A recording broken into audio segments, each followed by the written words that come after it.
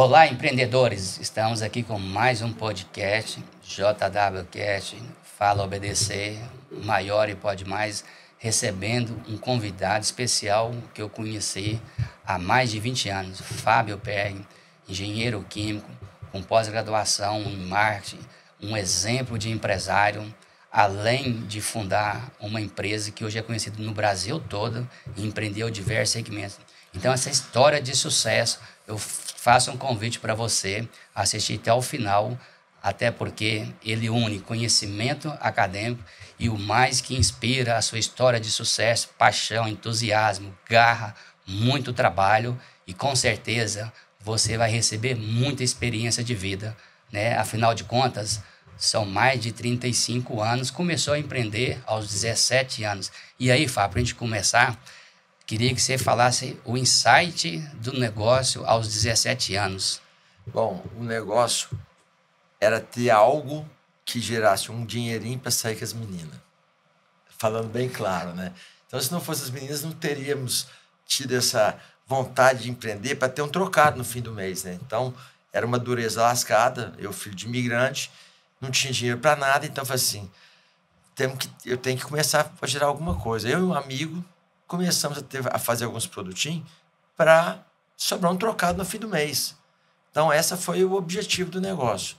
Então, começamos de brincadeira realmente, e essa brincadeira lá no fundo de quintal foi frutificando, foi se tornando séria, e hoje tornou-se um grupo de empresas, né, que reúne aí quase 4.000 famílias, né, ao todo, ao longo desses quase 36 anos aí. Então, Fábio, além da Start, na sua trajetória linda, né? Eu tive a oportunidade de conhecê-la pessoalmente em 2001 lá na CIUB também. O Fábio Perger, ele tem contribuído e muito, né, com a entidade de classe. Então, eu também queria que você falasse aí rapidinho esse tempo e o aprendizado, né, na CIUB, G7, IUB, esse tempo que além de mais de 20 CNPJ hoje que você trabalha, mas também esse lado em prol do empreendedor, em prol da coletividade. Eu falo que eu recebi muito mais até do que eu mereço. Então, nós temos uma obrigação de retribuir à sociedade muito. Então, eu sou muito grato. Em primeiro lugar, grato a Deus, grato à minha família, grato a todo mundo que me cerca, porque a gente recebe muito mais, às vezes, do que dá. E a gente tem que dar o nosso lado social, tem que fazer por onde. Então, hoje eu sou presidente do CODEM, que é o Conselho de Desenvolvimento de Uberlândia, que é um órgão que tem 28 entidades que congregam com ele. Talvez seja o órgão até acima de SIUB, de CDL e de outras entidades, acima de G7. E o CODEM tem feito muita coisa, igual trazer o polo cloroquímico, que foi o maior empreendimento do ano, deva-se ao CODEM, deva-se ao CODEM também o fechamento do aeroporto de Uberlândia, então a privatização. Tem muita coisa. E fui também 5 anos presidente da CIUB, né? Que é uma casa que eu aprendi demais com os pares, pessoas extraordinárias. Ali é uma casa de aprendizado. E eu acho que todo empreendedor deveria ter esse lado associativista muito à tona, porque é dando que se recebe efetivamente. Então, você vai doar tempo, vai doar conhecimento, mas em contrapartida você vai conhecer pessoas maravilhosas, criar relacionamentos, e isso faz com que a gente cresça. E crescer não é apenas com conhecimento da escola, é com conhecimento de vivência. Então, conviva com pessoas melhores que você acaba se tornando melhor também, né? É só o começo, viu? É só o começo desse podcast que eu tenho certeza que você assistir até o final, você vai receber muitos insights, muita experiência, testemunho. Como eu disse o Fábio, o viver diário, o testemunho, às vezes vale mais do que somente o discurso, a palavra, né? Então, como que é a história sua lá no início? Você já contou, eu sei a sua história, que depois começou com um chevetinho, mas era conta... Era o dinheiro de um chevette. Eu peguei $8.000 emprestado. E com a pior pessoa que eu poderia pegar emprestado, que era meu pai. E meu pai, imigrante, pai de 5 filhos, muito austero, e a responsabilidade com aquilo era tremenda. E a minha primeira compra que eu fiz de produto químico, eu levei 50% de cano. Eu caí num golpe aos 17 anos de idade. Então, eu comprei tudo por uma empresa que estava numa revista, e o produto não vinha, era pagamento adiantado, porque quando você compra à vista, quer dizer que você está vendo, vai o dinheiro e vem a mercadoria. Isso é à vista. Era adiantado. Manda o dinheiro, depois vem a mercadoria. Não vinha, montei num ônibus aqui em Uberlândia. Cheguei lá, o que deveria ser uma indústria era um prédio de 300 andares no centro de São Paulo. Tem 300 salas comerciais, né, no centro de São Paulo. E eu acho que por dó, fiquei lá 3 dias plantado na recepção, por dó eles me liberaram metade do material que eu comprei. E assim começou a minha trajetória como empreendedor. Então, foi levando pancada logo no primeiro passo. Então, foi uma história de muita resiliência. Muitas vezes eu fui no contador para tentar fechar a empresa. Meu pai falava, calma, filho, você está nervoso. E na hora que ele falava, fecha esse negócio que isso não dá nada, vai arrumar um emprego numa empresa, eu falava, calma, pai, você está nervoso. Então, foi muita resiliência de um lado do outro, muito amor, muita paixão, porque a vontade de empreender, de ter meu próprio negócio, sempre teve muito forte nas minhas veias.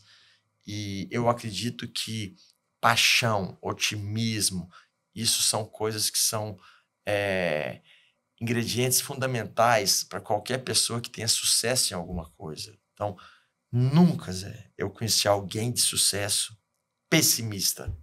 Nunca eu conheci alguém de sucesso que não tenha paixão pelo que faz. Nunca conheci alguém de sucesso que não consiga fazer grupo, trazer gente para suas ideias. Então, isso aí eu fui aprendendo cada vez mais com o tempo, mas eu já tinha essa paixão latente.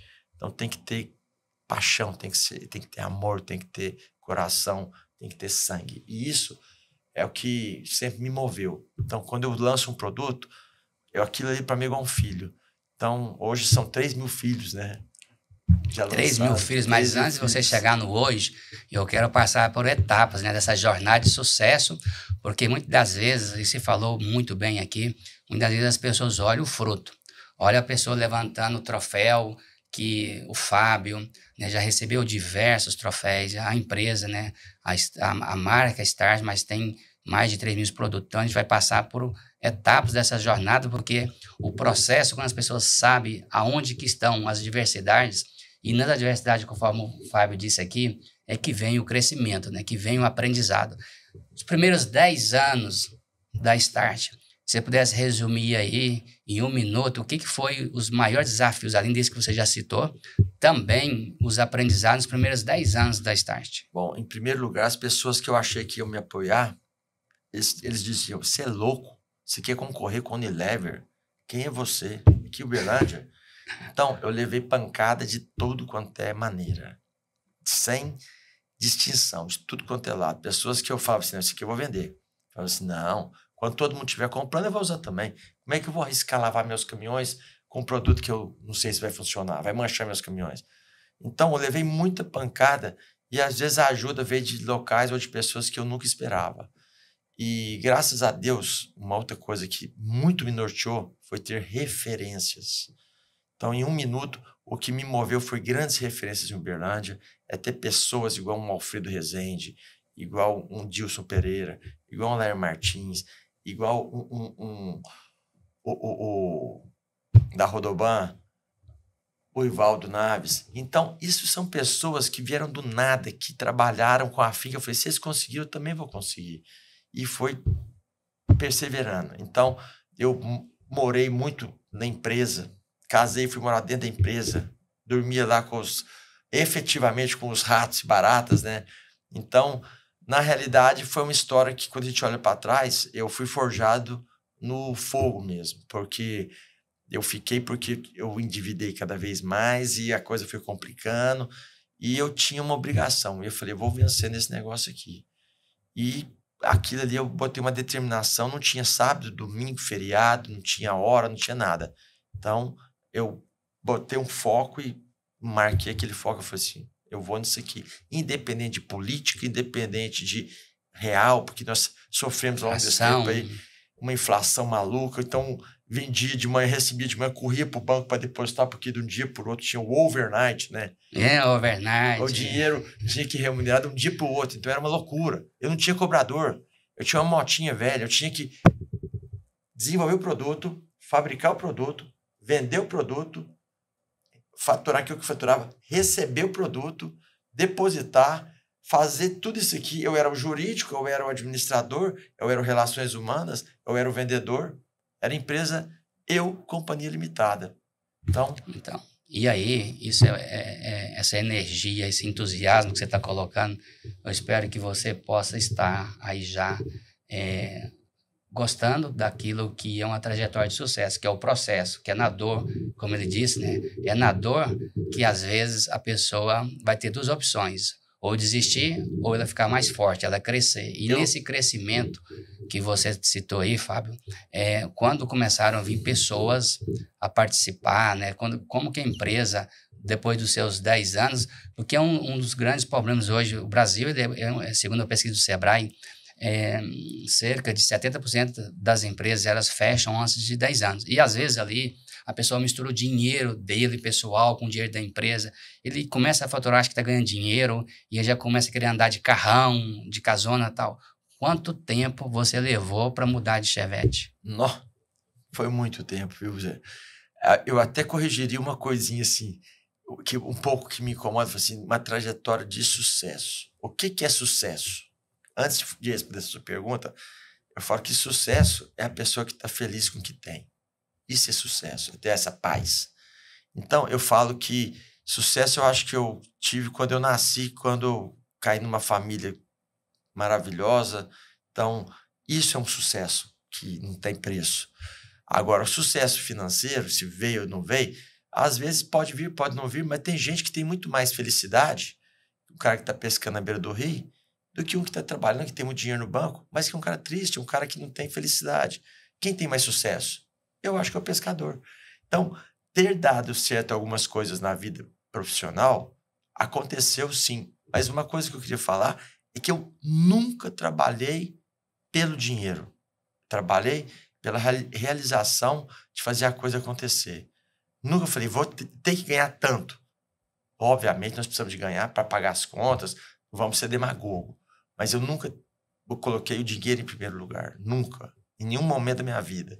Então, eu acho que isso também é muito bacana de ser dito, porque ao longo dessa trajetória toda, igual você me perguntou agora aí, teve muitos episódios aí que o dinheiro é o de menos, entendeu? Verdade. Eu só tinha aquilo ali porque eu tinha responsabilidades. No final do mês, nunca alguém entrou na minha sala e perguntou, Fábio, você tem dinheiro para pagar esse tanto de funcionário? Nunca ninguém me perguntou se eu tenho dinheiro. E quando tem que botar na reta, aí vem as dores do empresário. Então, ser empresário é bonito, é sucesso, é isso tudo. Mas prepare-se para sofrer, porque a bunda que está exposta na janela é do empreendedor, não é do colaborador. Então, tem muitas coisas aí que precisam ser ditas, porque senão a gente cria um mundo de fantasia, de uma Disneylândia, e tem que estar preparado, entendeu? Então, é ir para o front, é ir para a guerra, é estar disposto a levar bala, disposto a sofrer dor, é disposto a passar fome, é disposto a fazer uma punhado de coisa que, enquanto no conforto de ter uma carteira assinada, né, uma CLT, é muito mais tranquilo. Então, se está disposto a ir para o front, tem prós e contras. Ter o sucesso de ganhar dinheiro, né? Ou, às vezes, até ter fracasso também, que o fracasso faz parte. Eu não tive só sucesso, tive N casos de fracasso. Então, a gente tem que colocar isso também, porque o que tem que acontecer é ganhar mais do que perde, né? Tive casos de fracasso? Tive, mas tive mais casos de sucesso. Então, essa balança que tem que ser olhada, né? Porque quando a gente fala só caso de sucesso, acha que, pô, esse cara tem sorte. Tem que ter um pouco de sorte também, mas a gente erra muito também. Então, tem que admitir os erros, tem que entender por que errou e corrigir para não errar mais, né? Verdade. Isso é um processo de qualidade. Eu conheci você em 2002 e nesse momento, né, nós fizemos lá um trabalho, né, contando aqui rapidamente, né, fizemos lá uma análise de consultoria tributária, a empresa estava no lucro presumido, mudava para o lucro real. Então, naquele momento, então, 2002 a 2007, a empresa crescendo, né, e aí, infelizmente, no Brasil, nós temos a complexidade da carga tributária. Não vou falar ainda no presente, né, vou falar lá atrás, né, nesse período aí, 2002, 2007.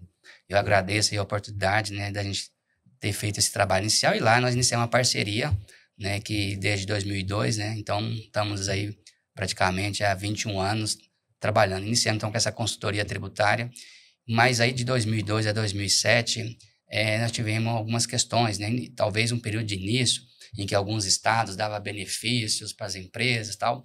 E também que você contasse esse desafio que você tinha, né, nessa época, lá em 2007, aproximadamente já em torno aí de 500, 600 famílias, né, trabalhando com você. E o que a empresa, né, o que o Estado exigiu de contrapartida para você gerar mais emprego e renda, para você, às vezes, não sair de Minas para poder ir para Goiás, que às vezes o Goiás atraiu, né? Tiveram algumas empresas que mudaram, mas o que você fez e quanto de emprego que você gerou nesse período a mais? Nessa ocasião aí, nós estávamos sendo muito abordados pelo estado de Goiás. E tinham benefícios fiscais em Goiás que, na época, para nós eram fundamentais, porque a guerra fiscal interestadual era muito brava. Então, quem fabricava o mesmo produto do outro lado do rio me vendia mais barato que eu aqui dentro, porque eu tinha uma carga tributária. Então, era concorrência desleal, efetivamente. E eu tinha sérias dificuldades para vender do lado de lá do rio também, né? Não só com Goiás, mas também com São Paulo, com Mato Grosso. Então, o que foi feito, nós fizemos um trabalho também, você participou muito, qual sou muito grato. A OBDC foi muito proativa em entender a dificuldade. Fizemos uma série de trabalhos junto com os estados para mostrar para o governo de Minas que nós íamos mudar de estado. Eles iam perder um contribuinte porque não estavam se adequando ao que o mercado estava acontecendo. Aí que foi que surgiu os RETs, né? Os regimes especiais, para que a gente tivesse o mesmo benefício que algumas empresas em Minas já tinham. Usamos a lei de isonomia, né? Exatamente. Ou seja, o que é isso? Se um concorrente tem, eu também tenho direito a tê-la. Só que o Estado não mostrava o que o outro cara tinha. Nós tínhamos que descobrir. Então, isso aí foi um momento que nos ajudou muito. Até hoje a gente usufrui desses benefícios, né? E com a reforma tributária, acho que vai igualar todo. Isso é a teoria da reforma tributária, né? E eu acredito que o Brasil vai crescer muito, porque essa guerra fiscal, essa guerra que não faz sentido, entendeu? É um perde-perde para todo mundo. É um perde para o Estado que concede muita coisa, é um perde para quem não é do outro lado, que não tem essa concessão porque deixa de vender. Então, nós temos que ter uma filosofia de ganha-ganha. Ganha Estado, ganha empreendedor, ganha população consumidora. E esse ganha-ganha é importante, a gente vai falar um pouquinho mais no final da reforma tributária, Sim. Mas pegando essa jornada da trajetória 2007, trazendo para hoje, de 500 colaboradores, hoje, quando a gente fala da Start, na verdade, você já citou aqui que tem mais de 3 mil produtos, mas quantas pessoas hoje que o grupo que você participa emprega grupo, e, ao mesmo tempo, quais os principais segmentos econômicos hoje que você atua? Sim. Na realidade, a Start é uma empresa do grupo Limperger. O grupo Limperger, né, ele tem em torno de 4 mil colaboradores, quando envolve todas as empresas de embalagem, de reciclagem, bebida, de vários segmentos que nós atuamos. Agronegócio, sementes, na área de adubos e etc. Quando junta isso tudo aí, dá esse conglomerado de gente. Mas o bacana disso tudo é que quando fala em Start, ela foi a nave-mãe. Tudo nasceu dali.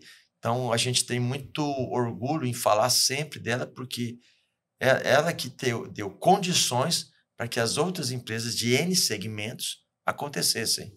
Então, a gente coloca muita atenção nela e ela até hoje é uma das maiores, né, do grupo.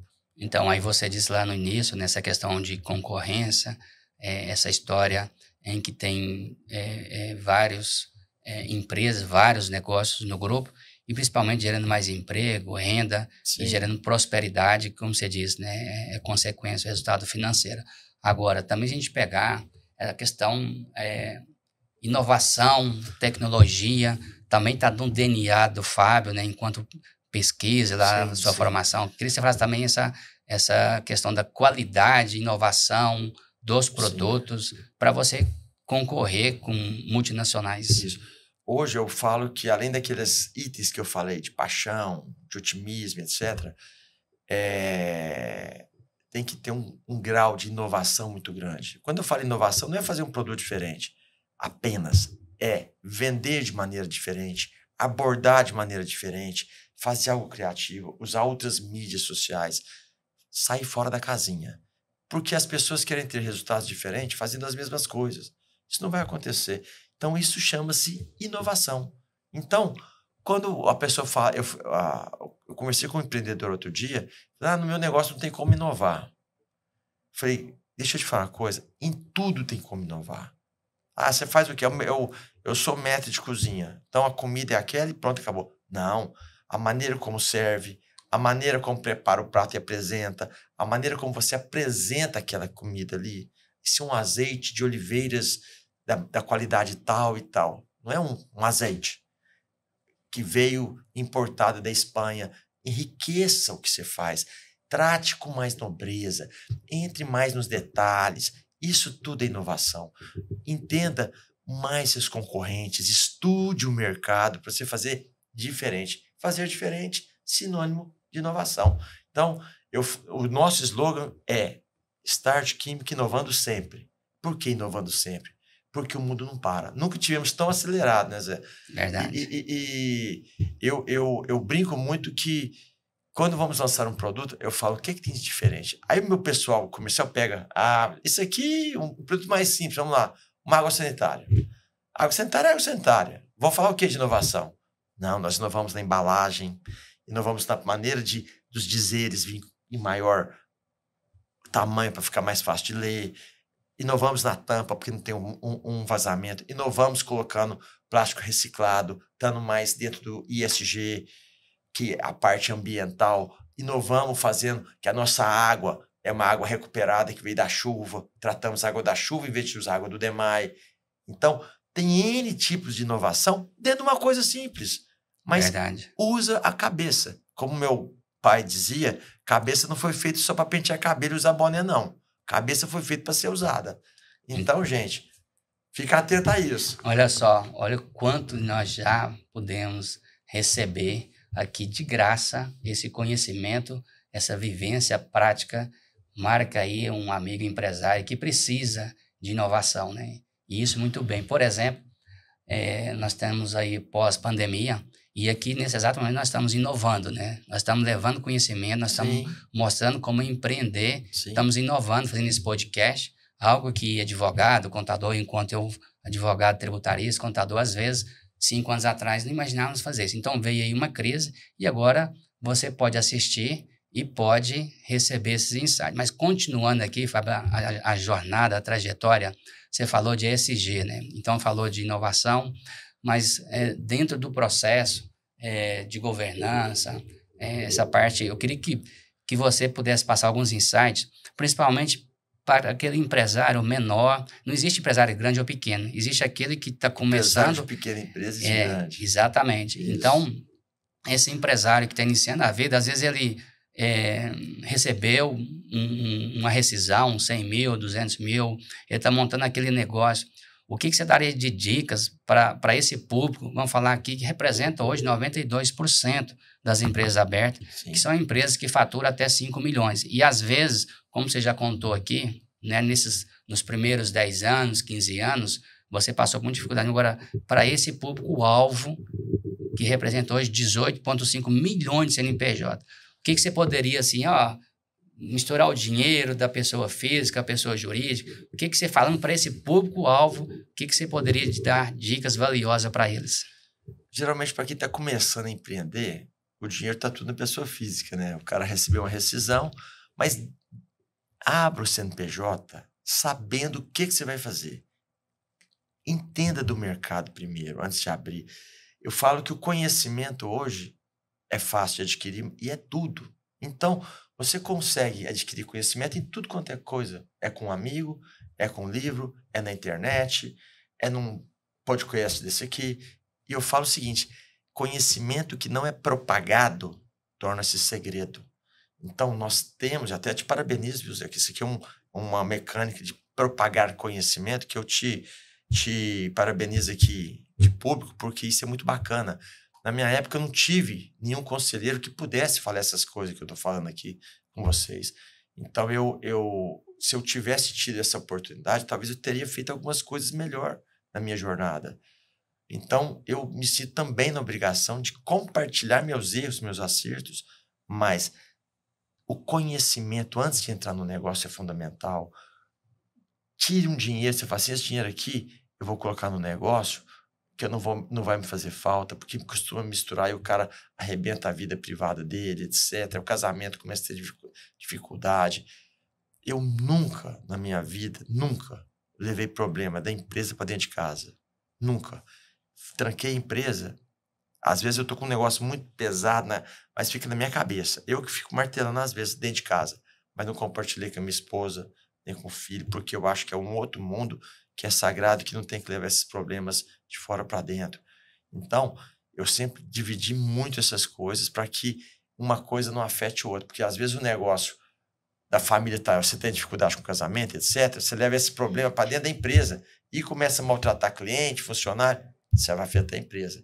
E vice-versa, às vezes você está com um problema financeiro na empresa, inadimplência, autuação, alguma coisa, e leva para dentro da casa, você vai prejudicar seu casamento por causa de problema da empresa. Então, crie mundos distintos, faça a coisa com coerência, com conhecimento, com paixão, com coragem, porque eu falo que o empreendedor é um gladiador do passado. O que o gladiador fazia? Ele treinava antes, ele conhecia com quem queria lutar, sabia suas fortalezas, suas fraquezas, sabia o quanto de energia ele precisava para entrar naquela luta. Ele sabia todas as dificuldades e se preparava para entrar. Entrar lá sem saber nada com quem que vai lutar, com que arma que ele vai usar, o cara morre. E tinha que ter, antes de tudo, coragem. Então, o empreendedor de hoje é um cara corajoso, porque entrar nesse sistema tributário louco nosso, que nem o fiscal sabe o que ele está olhando direito. Imagina nós que temos que empreender, temos que vender, temos que faturar, temos que comprar mercadoria. Então, é uma loucura. Então, ter uma assistência contábil que te ajude nisso é fundamental. Ter pessoas que estejam comprometidas com o seu sonho, com a sua empresa, é fundamental. Olha aí. Então, isso aí é tudo. Olha só, quanto aprendizado, né? Quantos conselhos valiosos que você está recebendo, né? Então, agora, Fábio, tem uma questão também de projetos, né, que você está citando, mas eu queria, como você falou para esse público-alvo, dessas empresas aí que faturam até 5 milhões, nós sabemos que tem diversos segmentos em vários produtos, Sim. mas tem aí projetos como as lojas Unishop, que é esse público-alvo, né? Sim. Hoje são quantas lojas e qual que é a meta de chegar a quantas lojas nesse segmento? Nós estamos com 480 lojas já abertas em operação no Brasil. O nosso objetivo é chegar em 1.000 lojas até o final do ano que vem. Nós já somos a maior rede de lojas de limpeza das Américas. Tem uma semelhante na China que parece que tem um pouco mais, mas nós vamos superar logo isso aí. Então, é criar conhecimento. Está dentro da filosofia. Até essa frase eu criei ela, tem uma autoria minha que saiu como autoria, né, de que conhecimento deve ser propagado, senão torna-se segredo. Nós não somos uma empresa de segredo. Então, quanto mais eu te ensinar a usar um produto, quanto mais você saber o que é possível, como é que dilui, como é que utiliza, mais você vai fidelizar. Assim é com remédio, assim é com serviço, assim é com um punhado de coisa. Então, gente, e nós, seres humanos, somos ávidos por conhecimento. É da nossa natureza. O ser humano é curioso. Mas leve coisa que seja interessante, não seja repetitivo. Leve coisa que atraia a pessoa, entendeu? Torne o seu produto diferencial. Seja na forma de pagamento, seja na forma da entrega, seja em 1.000 coisas que você faça. Tudo que você for fazer hoje, você tem que botar uma interrogação. Será que eu tenho como fazer melhor? Tudo tem como fazer melhor. Tudo pode ser melhorado, assim como tudo também pode ser piorado. Então, tem esse bom senso, esse discernimento, e eu digo que o empreendedor ele tem que ser um crítico 24 horas do que faz, e na hora que você achar que você está na plenitude, que você está bom demais, prepara, ali é o ponto que você está caindo. Dali em diante você vai cair. Só. Então, essa busca constante pela excelência tem que estar nas pessoas que compartilham com você a empresa. Você falou uma palavrinha aí, só para que me chama muita atenção sempre. que é, talvez eu esteja dando um passo adiante, que é governança. Que o empreendedor também tem que entender que nós todos somos mortais. E se eu tenho a minha esposa, meu filho pequeno, empreendo, tudo está em cima de mim e eu morro? O que acontece? Que a minha família. Então, sempre pensar nas coisas que podem acontecer também, porque nós somos mortais e tudo que a gente faz, a gente tem que estar prevendo o futuro, em tudo. Então, pensar no futuro adiante foi uma coisa que eu aprendi com meu pai. Eu sempre pensei 5, 10 anos à frente. Nunca pensei no amanhã. Não ser imediatista. Empresário de sucesso pensa de médio e longo prazo. Verdade. Não pense apenas... Se não tinha fechado. Os primeiros 5 anos, eu não tirei R$1. Pelo contrário, eu punha dinheiro e trabalhava de graça. Fala, 5 anos? Falei, vou te falar, como fábrica, 5 anos foi pouco. Então, eu falo isso para os jovens. Hoje eles falam que tem muito imediatismo.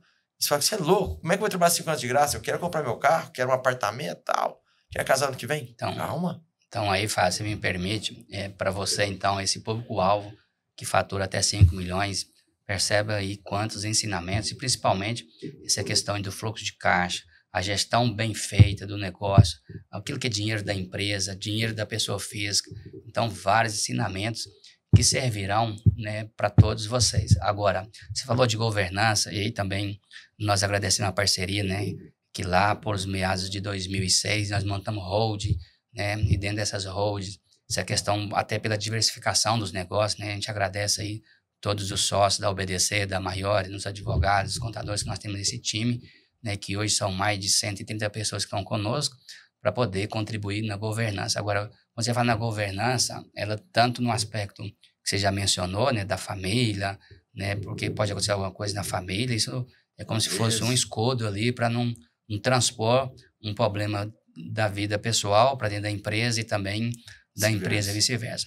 Mas essa questão da governança também, né, Fábio, é importante que ela seja gradativa, porque às vezes também essa empresa, dependendo do tamanho da empresa, ela não pode colocar algo grande em termos de governança. Então, queria que você falasse um pouco essa questão da governança no sentido jurídico, tributário, mas no sentido que, de acordo que você foi crescendo, você também foi ajustando essa rota, né, da governança, também em relação a hoje que está bonita a sigla em inglês, né, do ESG, que é o meio ambiente, que é o social, mas eu tenho certeza, o que você poderia contribuir nessa jornada de ir melhorando gradativamente, pensando sempre no longo prazo? Sim, na realidade, quando a gente é pequeno, né, igual eu falei que por muitos anos companhia limitada, não tinha nenhum colaborador, a gente não pensa nisso, a gente acha que é imortal, Highlander, né? E é isso mesmo. No começo você tem que lutar pela sobrevivência, não é para pensar no futuro, em governança, ESG, essas coisas bonitinhas. Então, nós já pensamos em ESG depois de 20 anos de empresa. Nós já fazíamos, sempre fizemos doação, o lado social, sempre ajudamos entidades, sempre fizemos um monte de coisa. Isso é social, é o ISG, é o S do ISG. Sempre fizemos reciclagem de vasilhame já usado e tal. Isso faz parte do ISG também. Gerar menos poluição no meio ambiente. Então, nós fazíamos isso sem saber que tinha essa sigla bonita, né? Environment, Social Governance. Então, isso tudo hoje está bonito, tá? Mas nós sempre fizemos sem saber que era isso. Então, a gente tem que, no começo, lutar pela sobrevivência mesmo. Então, depois, com o tempo, você vai tendo mais bagagem, vai pensando um pouco mais nessa parte sucessória. Meus filhos são herdeiros ou são sucessores? Não sei. E eu quero que eles sejam empresário duro que fazem ou querem que sejam felizes? Nós viemos no mundo para ser feliz. Se eu me realizo sendo empresário, parabéns para mim. Mas não quer dizer que meus filhos vão ser empresários desse jeito, entendeu? Graças a Deus, todos eles têm uma veia muito bacana nisso aí. E eu gosto muito e eu falo também que é um presente de Deus maior do que filhos não existe, né? Então, eu fico olhando eles dentro da etapa de vida que cada um tá. É muito bacana ver isso aí. Então, vai devagar, consolide, pisando no chão. Não esqueça nunca Banco foi feito para você colocar o dinheiro lá. Cuidado quando você tira o dinheiro lá, que às vezes a gente precisa, mas cuidado com juros, porque senão se tornam donos do seu negócio, e na hora que você vê, você te come pelo pé e o negócio é por água abaixo. Eu falei para um grande banqueiro, amigo meu, outro dia, falei, olha, eu vou te falar uma coisa, o ensinamento do meu velho pai lá, já falecido, dizia o seguinte, Fábio, juro foi feito para receber, não foi feito para pagar, não. Então, gente, vamos ficar atento, cuidado com o endividamento, cuidado, não dê o passo maior do que a perna, entendeu? Sacrifique. Ah, não, eu não trabalho sábado. Eu tinha um amigo empresário, eu não trabalho sábado, eu sou empresário. Meu amigo, eu trabalhava, era sábado, domingo, de dia, de noite, não tinha esse negócio de feriado, entendeu? Então, qual é o tamanho do sacrifício que você está disposto a dar para que a sua empresa seja uma empresa de sucesso, porque ela tenha resultado? Qual é o tamanho do sacrifício que você está disposto? Essa é a pergunta para ser um empresário de verdade, entendeu?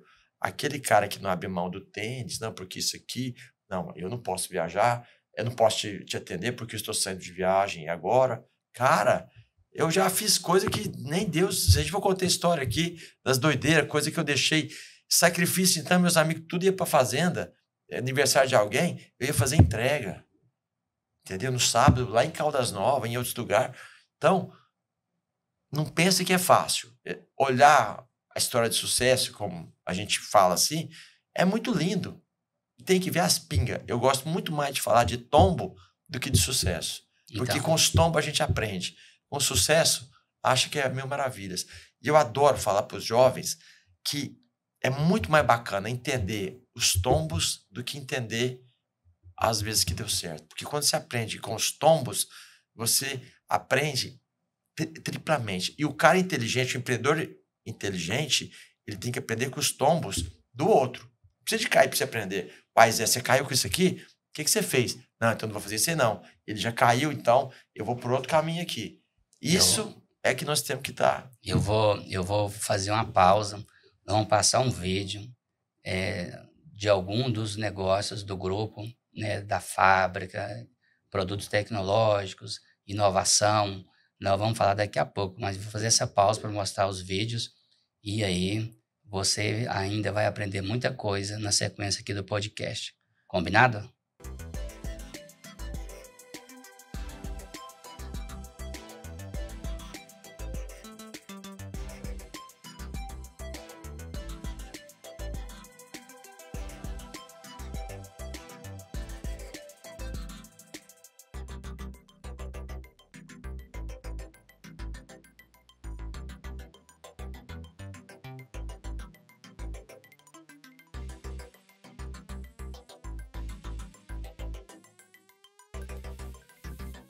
Então, como vocês puderam observar, são diversos produtos, muita tecnologia, uma das fábricas mais modernas que existe, não somente aqui em Uberlândia, mas que atende hoje os produtos em todo o Brasil, Fábio.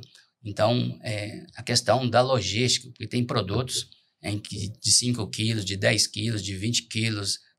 Qual que é o desafio grande hoje para Start lançar esses produtos, mas também a entrega da linha profissional nos familiares, nas casas, em hospitais, nas fazendas, enfim, são diversos. Mas em relação à logística e os transportadores, como que você vê isso como parceiro, quem faz a logística para a Start? Hoje, o grande desafio do Brasil, por ser um país continental, é a logística, né? Hoje nós carregamos, assim, falando só de Start, em torno de 1.200 notas fiscais. Então, a entrega, fazer roteirização, porque o caminhão tem que fazer uma rota, a rota tem que ver o tamanho da mercadoria, se cabe naquele caminhão, qual tipo de caminhão que vai ser transportado. Então, isso aí é uma loucura. Eu falo que nós não sabemos se nós somos uma indústria que tem um atacado ou se somos um atacado que tem uma indústria, porque é um exército de gente na rua vendendo, é um exército de gente, de técnicos orientando a utilizar, acompanhando clientes grandes, igual frigoríficos, laticínios, hospitais, lavanderias, que são clientes institucionais, né? Então, isso tudo aí é de uma complexidade muito grande. E tivemos um projeto super interessante, né? que foi transformar nossos parceiros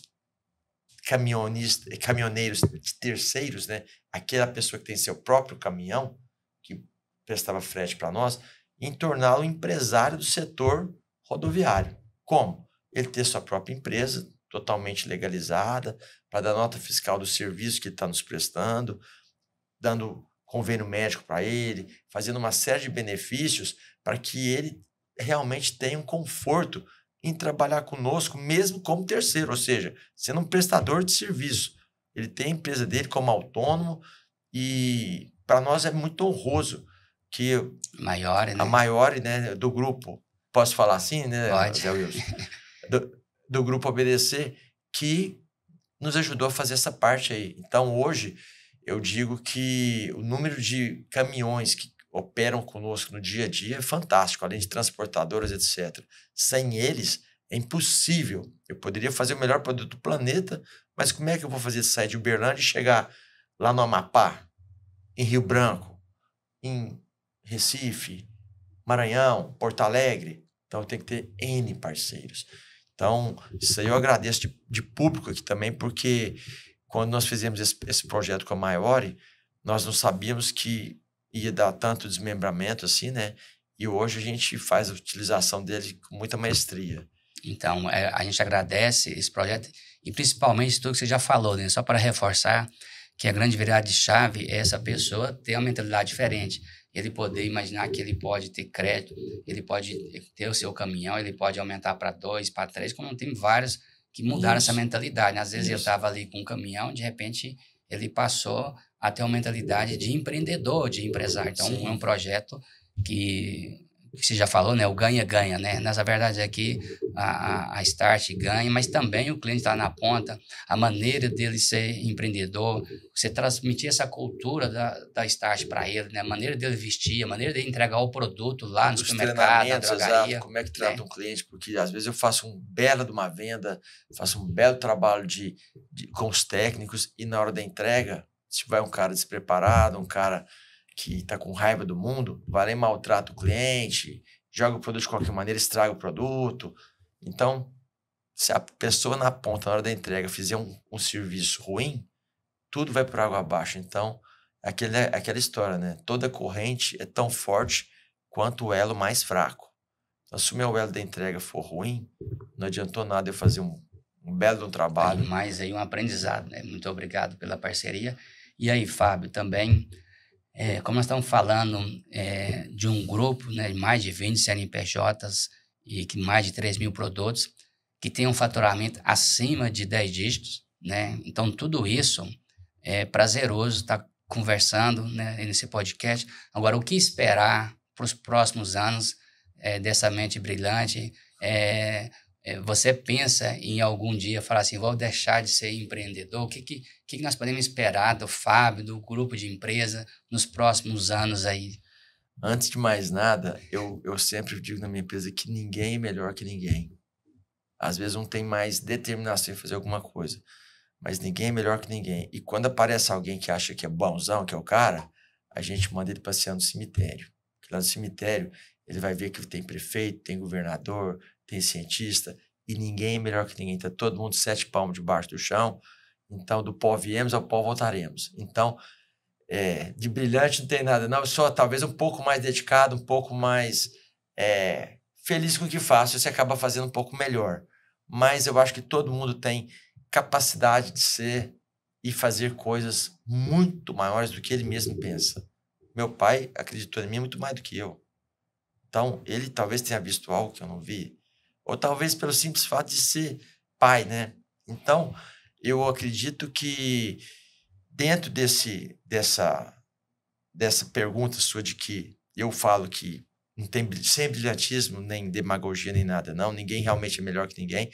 Mas a partir do momento que você começa a fazer algo com determinação, o sucesso vai acontecer como uma consequência do serviço bem feito, um serviço com paixão, um serviço com muita vontade de fazer a coisa acontecer. E isso vai acontecer naturalmente. Então... você falou uma coisa aí que eu queria destacar, né?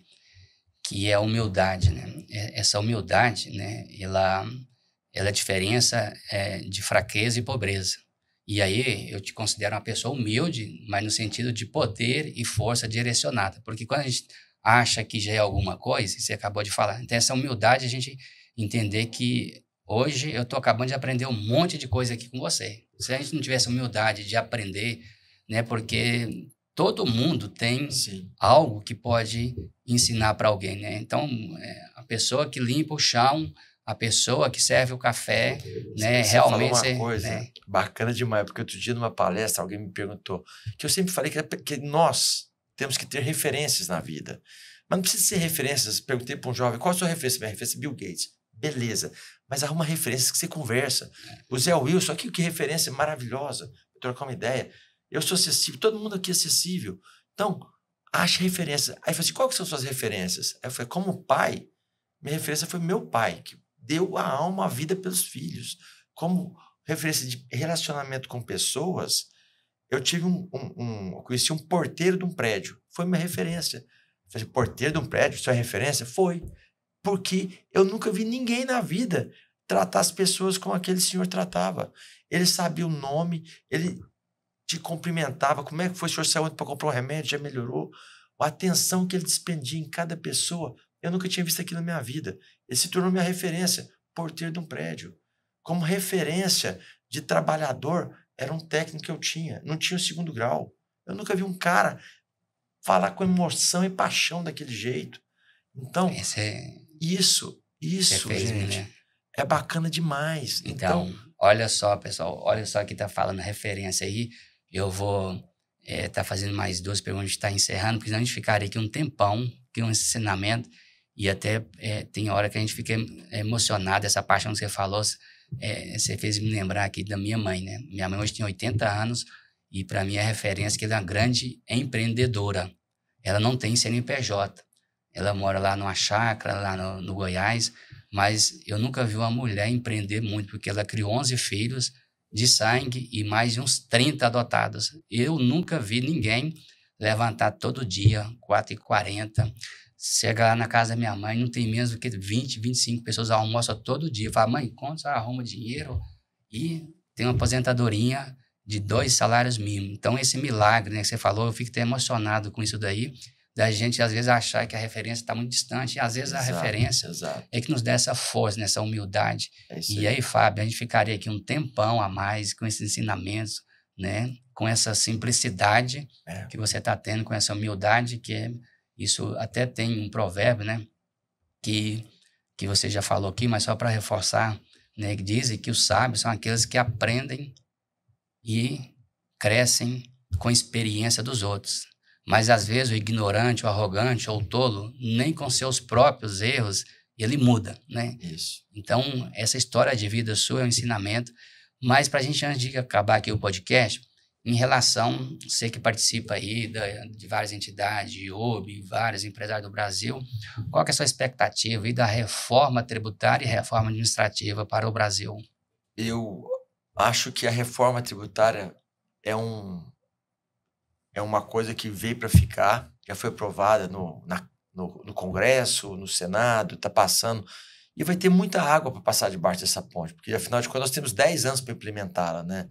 Então, eu vejo com muito otimismo, porque as mudanças causam medo, é da natureza, só que nós temos que vê-las como otimismo. Quando eu imagino que o Brasil vai acabar, quando fala, vai pagar menos impostos, como que vai pagar menos impostos se a máquina pública só cresce a vontade de gastar dinheiro?